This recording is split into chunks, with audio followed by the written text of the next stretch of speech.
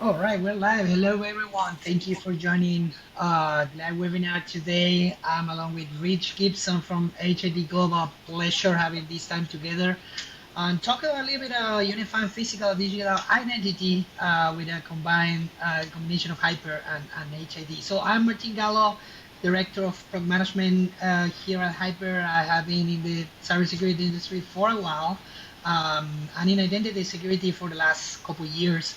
Had the pleasure of spend some time working together with Rich, and I will continue to do so to our partnership with HID. So it's been a pleasure to put all these together. And we want to share a little bit of what are we planning and what can do together in this joint solution. So handing over to you, Rich. You want to introduce yourself? Yes, thanks, Martin. As Martin mentioned, and I should full disclosure, we have an unfair advantage. We've known each other for, I don't know, 10 years almost, I guess, Martin, going on now. Probably, yeah. I recently joined HID as Director of Strategic Alliances, in the seat about 4 months. But prior to that, I was working with Martin at HYPR. And then we did a startup together even before that in identity security. So super excited about the discussion today. This is something Martin and I do a lot. So you'll see that, and hopefully that will come through. Yeah. So should we just get into it? Yes, for sure. Let's All kick right. it off. Well, and again, for the audience, full disclosure as well, we have an unfair advantage. We just came back from Identiverse last week, spent a little time there with customers, prospects, partners. So we're ready for this conversation. I think we had it multiple times at the show. Always an opportunity, I think, to kind of get new knowledge and share kind of what we've been doing. So again, being fairly new to HID, one of the things that struck me as we started to talk about the idea of identity convergence was the tech is very cool. And Martin, I think you'd agree. And again, we started the development at Hyper and continued it on. We love the tech. The tech is cool to talk about, but very quickly, when you talk to customers, the tech conversation moves aside, and now let's talk about the people. And I can tell you, being at the show and just talking to customers, one of the things that really quickly comes up is, as soon as they understand the idea that we're getting to about converged credentials, they're like, great. What about this? And what about these people? And what about this use case? And so I think really it's about the people. And so I think today, Martin, you and I will spend some time talking about how do we bring that value to the people, because at the end of the day, they're the ones using it. And the tech is the underlying kind of structure of that. Inconsistent access brings friction. This was the message over and over again. In fact, and I'll tell a little story about a bank that I was talking to at the show, but it hurts employees, it hurts IT, it hurts security teams. Everybody is impacted by that because it's a lot of overhead and it's a lot of friction in the system, right? And you got to just deal with that, and it's not a good place for anybody. And when identity is fragmented, trust breaks down as well. And I talked to a person at the show that was talking about all the workarounds that some of their employees were doing. They were a manufacturer and they had a kiosk situation. All of the workarounds that employees were finding to get away from, some of the authentication controls they'd put in, and what a nightmare that was. So I want to start out, Martin, feel free to jump in here. I've got a couple kind of just illustrations of where this comes to life, and I'll talk about a bank that I've spent a little bit of time with, both before the show and at the show. And again, if you know HID, physical security, we are super strong in that, got a lot of offerings. So this bank is all kitted out, right? They've got every doorway access readers, they've got visitor registration systems, they are top notch in what they do for physical security. But when you get to the desktop, so if you get through that kind of gauntlet, right, coming into the door and getting through the visitor registration, getting up on the floor where you're working, then you've got to the laptop or the desktop, and now you're stuck with passwords, and now you're stuck with MFA. And one of the key telling things that one of the employees told me was, he goes, I feel like the building I work in, it trusts me more than the laptop does that I work on, or I feel like the building is easier to get into than my desktop, right? And this is a financial security. I mean, it was a high security area that he was working in. And I really thought about that. It just kind of stuck with me. I was like, why is that? I mean, that doesn't feel like it should be that way. And that's where that convergence idea starts to come in. So instead of talking about how we authenticate, it's more like how do we simplify that identity journey? Because your journey doesn't end when you get through that door or you get on the elevator, you get into your cube. It doesn't end, right? You got to get on that laptop or that desktop and start your job. So better UX, better compliance, better support, all of that baked into this notion of doorway to desktop. So Martine, like that was one conversation. I had another one with a manufacturer which had a slightly different focus, but any thoughts on that or just kind of the frustrations that our customers are feeling with that? No, completely. That resonates completely, and I think it also goes in line with again this idea of everyone is talking about this for years, right? Identity is now the perimeter. The perimeter, as used to be like decades ago, is now gone. So the identity, the user accounts are part of the perimeter, but that doesn't that's not a scope only to the digital world, right? And the accounts that you have in your system. It has to do also with how you pair that and how you put that along with the physical access, right? So it's not right when you badge on your facilities, on your office, as well as when you go to the system. And some of the challenges that you having kind of going through has to do also with like this notion of hey, let's just add another factor on top of it, right? This old way of solving the problem that was okay, password bad, yeah, everyone knows it, let's add something on top of it, right? And that created a lot of frustration. So the MFA sprawl, the lack of like a consistent and reliable user experience with MFA is been a topic of discussion for a long time. And yeah, as you say, we already have the technology right to solve that, and that's part of what we wanted to talk about. But the challenge is there, right? The organizations are still feeling that pain of like the users having to struggle with that, right? Different access systems, and when they need to basically access the resources, like this notion of hey, I need to do just another step, just another factor to get into it. So that's a very well-known problem that we face every day. It's an interesting point. I'll give you a nugget that I didn't think about until I had a conversation with another customer. And it's exactly what you said, Martine. Our knee jerk was, okay, well, we'll just put another factor in and we'll just do that. And he pulled me aside and he said, look, you don't realize, yes, it's very easy for you to say that, right? But what I've got is I've got 80,000 employees that I'm going to now have to either potentially retrain, they're going to have to carry something else, or they're going to have to put something on the phone. He goes, I want you to think about that sentence times 80,000. I've got 80,000 minds to change, 80,000, muscle memory to reverse. He goes, I can't do it. I won't do it. And I think it gets back to the idea of that. How do we understand and operate within the business that it is? What do they have?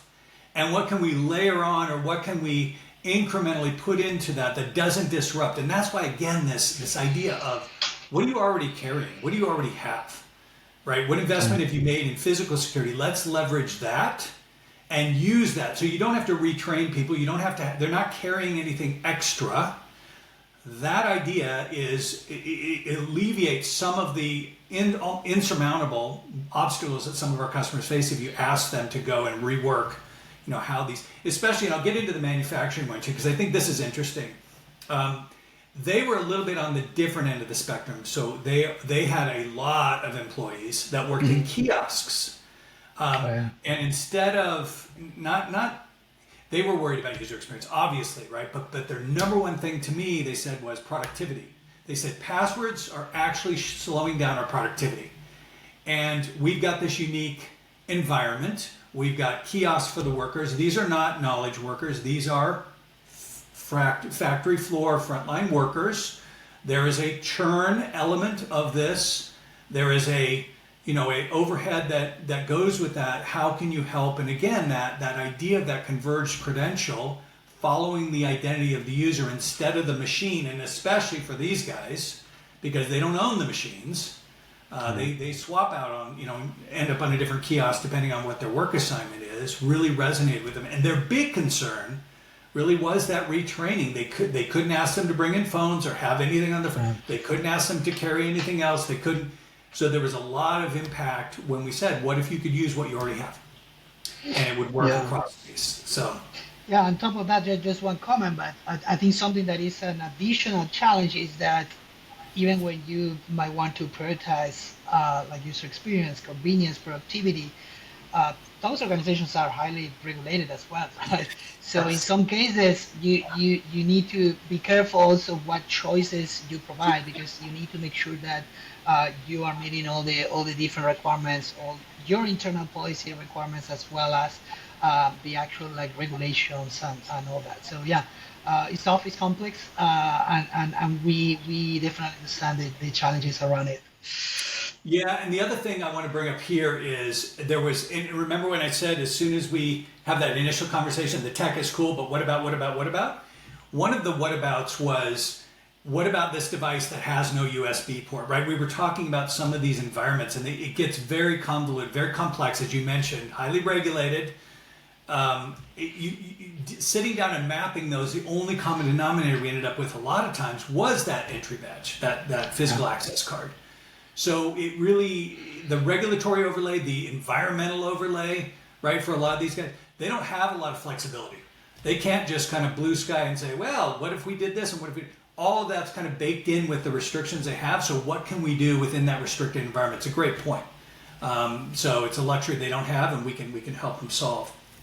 And I think, that gets to the larger question.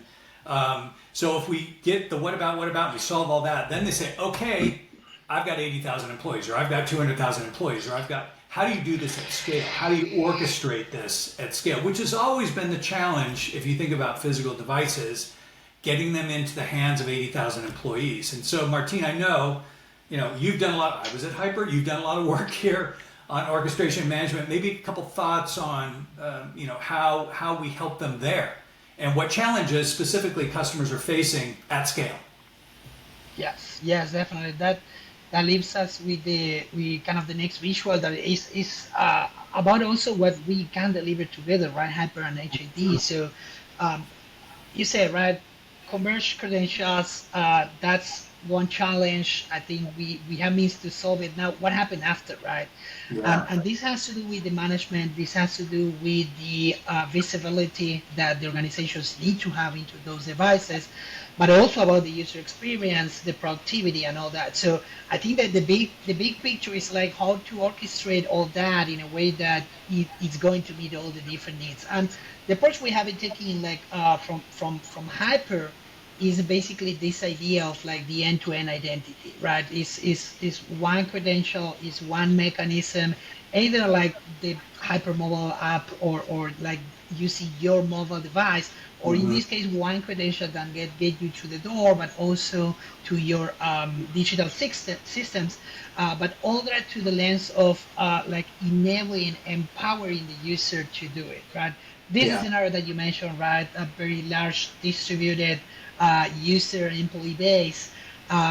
What we learned talking with customers and different type of organizations across all different vendors is really difficult to maintain, really difficult to manage if you think about like a centralized provisioning process or things like that. So the approach we have it taken is like this idea of let's take the administration, the visibility, and the management in a single place, right, through Hyper, but Mm-hmm. let's empower those users to take those actions, right? So what we basically drive our solution towards is one where users can get their badge, right, can get this credential, and can go through the registration process on their own, right? This idea of like a self-managed experience, empower them to go through all those different journeys and make sure that they enable themselves to access to the right system in the right way, keeping all with the security compliance Yeah. around, right? And that's also the beauty of like the technology, like what passkeys allow us to do. So it's all about like one credential for everything, but it's also about empowering those users to go through these credentials and manage themselves through that. So the organization, the administrators, the people planning like these things, they need to definitely still worry about how to distribute that, and there's a lot of ways we as a whole can enable and help them do that. But when the user gets that credential, they should be able to go to all the different flows, right? You're still going to have some exceptions, some cases that you will need like your support team to be able to help those users. But the main idea, the core idea is to empower those users to go through all that. And that's proven to be one of the main ways to facilitate and to enable organizations to actually deploy this at scale, right? And this is a little bit of what we're driving and definitely helping organizations to do. Yeah, I would also share with the team or the audience. I met recently with a distributor for HID, and one of the common pain points coming from customers is exactly that. Like, where do I start? How do I do this? And so we had to develop a playbook that helps them understand just that rollout strategy. The Herculean effort, if you think about changing 80,000 of anything, right, across an organization that doesn't stop, you don't stop the business while you're doing this. Yeah. How do you do that at scale? How do you see what's happening? Is it working? Is it not? How do you take the components, piece it out into phases, right? What's logical in that? All of that work, kind of, we put that together in a playbook so that we can help them execute on that rollout in an organized fashion. Help them with visibility. Help them with, if things go wrong, how do you kind of adjust? Where do you kind of, those edge cases you just talked about, which you're not going to fit in. You're looking at the 80%. That's the main thing. It's like 80% are going to follow this path. And for the 20%, we're going to have those defined paths, but they're going to take a slightly different path. That, again, I get back to the people part of this. It is complex, but when you break it down into its pieces, we can kind of deliver not just the technology, but the actual playbook that goes with that. And that's what I'm excited about, because it starts to help it make it more real for our customers. It's daunting when you think about it in the abstract, but if you start to see it on paper, it makes it a little more digestible, I guess. Yeah. Yeah. 100%. So, Martine, I think about, one of the challenges that for customers that want to go passwordless, because that's really what's driving this, right? How do I modernize my identity authentication? One of the challenges for them is, among many, how do I make sure I don't end up in a cul-de-sac? How do I make sure that I'm moving forward? And this is in the overlay of the, like, right? That everything was AI at the show. Everything was, identity verification. Everything is happening now. Future-wise, it's coming now. One of the things that I keep hearing from the customers is, how do I make sure I don't put myself in a cul-de-sac or a dead end that I can't modernize even further, or get myself on a glide path towards, things that are coming. So let's talk a little bit about how this helps them go forward in the future, because this isn't the end. This is just the beginning, right? Passkeys start to unlock a whole bunch of other things, identity wallets, other things that are coming that we know are coming. How do we think about this in terms of, making sure that they're ready for the future? Yeah, definitely. This is one of the key points, right? And we say here, right, future, but actually, as you just alluded to it, the technology is here, and the use cases, the needs are here as well. So this is about the present, but building something that can stay in a future where it's continue evolving, right? And the threat landscape continues to evolve. So it's about getting ready for now, but also sustaining that in the future. And I think it resonates along a couple of items that we already touched base on, right? This idea of like converged credentials, try to simplify the user experience, simplify the touch points for the users, make sure the identities follow the user and not the way around. This orchestrated access, right, is about all the different touch points. It's not only about like phishing resistant authentication at the login time, but it's about considering the entire user journey and orchestrating all of that, right? So you have to think about the user onboarding and like how you bootstrap that initial credential Yeah. in a way where you can validate and verify the user's identity, right? Verify the user, the person behind it, not the account. It has to do with how you recover and how you orchestrate those cases where users might, I don't know, forget the device, lost the device, right? How you recover quickly from that so it doesn't interact with their productivity and all that. And it's about also moving forward with a technology that can hold on this evolving threat landscape, right? And that's primarily like our bet and everyone's bet is on passkeys there. So I think that that kind of covers a little bit everything. One of the key things we touch on also, and I believe is really important, is around the compliance as well. And this is changing a little bit the landscape as well for organizations because like happened a couple of months ago already. So NIST standardized on the definition for phishing resistant, and that was transformative because basically enabled the other standardization and compliance body to start building on top of that and making it more easier for everyone to understand and also meet those checkbooks of what phishing resistant means and what phishing resistant it is about. So I think also from a compliant perspective, the language is pretty well, the path is pretty well established, and I think it goes along with kind of what we have been talking about. Yeah, and I think the other thing too, when we talk about future ready, that doesn't mean all new, right? It Oh really yeah. means supporting you where you are now, but also moving forward. And I think that's the, when businesses start to think about, well, how do I modernize? It doesn't mean I rip out everything, right, and put everything brand new in. It's what can I support now? How do I have a plan to move forward over time? And how do I make sure that I have that flexibility as the next new thing comes on? Right? And they've got to address that. And I think about that FIDO token, that FIDO enabled card with the converged credential being that initial vehicle to start to get them into that lane of being able to, move forward from a future Yeah. perspective. Because we don't know what's going to, like you said, it's happening now, and we don't know what the next 5 minutes are going to be like. But what we do know is if you don't position yourself now, you're not going to be able to react when things happen in the future. Yeah.